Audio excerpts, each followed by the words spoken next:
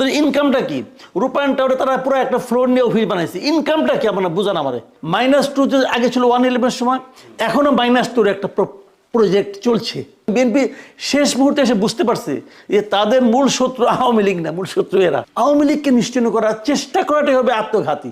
যে সরকার হিসেবে আপনি সাংবিধানিকও না, আপনি বিপ্লবীও না, তাহলে আপনি কি? এখানে এক ধরনের দুর্বলতা আছে এবং সবই সরকারের দিক থেকে। সরকারের চাতুর্যের কথা সেটা আমি বলি। আপনি যেমন একটা জিনিস অনেকে খেয়াল করেনি, সেই জিনিসটা হলো, আপনিও কিন্তু এটা খেয়াল করেছেন কিনা আমার সন্দেহ কেন, আপনি যখন প্রশ্নটা করলেন প্রশ্নের মধ্যে ওই জিনিসটা আসেনি। সেই জিনিসটা হলো, ওরা কিন্তু বলেছিল তারা জুলাই বিপ্লবের ঘোষণাপত্র, আর সরকার কিন্তু বলছে জুলাই গণ অভ্যুত্থানের ঘোষণাপত্র দিবে। সরকার কিন্তু একবার ওটাকে বিপ্লব বলছে না।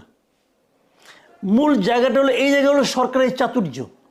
চাতুর্যটা কেন? সরকার একটু ঘাবড়ে গেছে এই কারণে, আগে বলেছি এই সরকার একটু দুর্বল সরকার। আমার দেখা সবচেয়ে দুর্বল সরকারগুলির মধ্যে একটা হলো এই ইউনূস সরকার।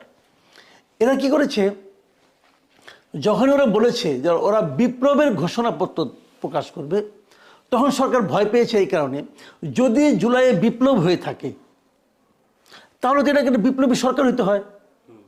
তাহলে সরকারের প্রত্যেকটা লোকের সঙ্গে বিপ্লবের একটা সম্পর্ক থাকতে হয়। বাট বাস্তবতা হলো, এই সরকারের 80% বেশি উপদেষ্টার সঙ্গে এই জুলাই বিপ্লবের কোনো সম্পর্ক ছিল না। মানে তারা স্বপ্নেও এই বিপ্লবকে সমর্থন করে নাই, কেউ না, 80%। তো যদি বিপ্লবী সরকার হয়, তাহলে তো বিপ্লবের সঙ্গে সম্পর্কযুক্ত ব্যক্তিরা এই সরকারে থাকবে, তাহলে তো এই সরকার টিকে না রে ভাই। যদি বিপ্লবী সরকার হয় তাহলে এই সরকার অবৈধ হয়ে যায়, নতুন একটা সরকার গঠন করতে হয়। এটা দেখে এই সরকার ভয় পেয়ে গেছে। তখন তারা চাতুর্যের সঙ্গে তাদেরকে থামাইছে যে তোমরা থামো, আমরা এই ঘোষণা করব। আমরা কি ঘোষণা করব? আপনি আজকে পত্রিকা দেখেন, সবগুলো জায়গায়, কালকে আপনার এই ওনাদের প্রেস সেক্রেটারির বক্তব্য শুনেন, তারা কিন্তু বলছেন যে জুলাই গণ অভ্যুত্থানের ঘোষণাপত্র তারা দিবে।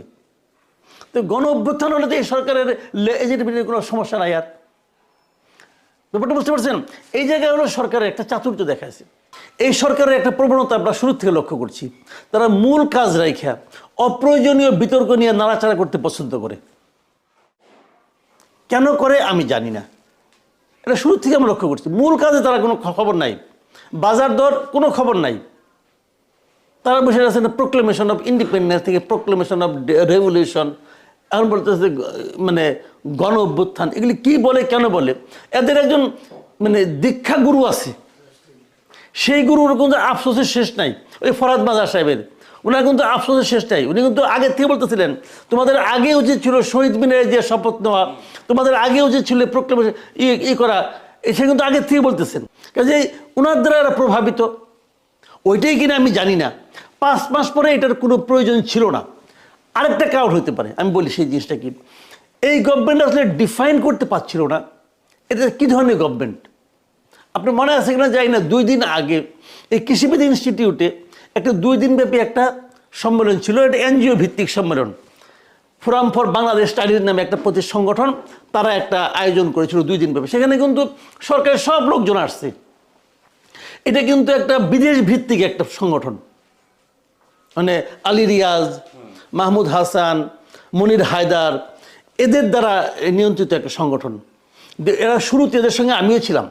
দেশের এই যানজট, দেশের এই আবহাওয়া, দেশের এই জলবায়ু, এটা তাদের পছন্দ না। তারা থাকবে বিদেশে, আর ওখানে থেকে তারা বলবে দেশে তাদের চিন্তার কোনো শেষ নাই। তারা দেশের দেশপ্রেমিক, তারা বিশাল দেশপ্রেমিক একজনের, আবার বিদেশের নাগরিকত্ব নিয়ে নেয়। তো এই লোকগুলো ওইখানে যে আয়োজনটা করছিল, এখানে ওই আয়োজন নিয়ে আমি পরে অন্য সময় হলে আলাপ করবনি।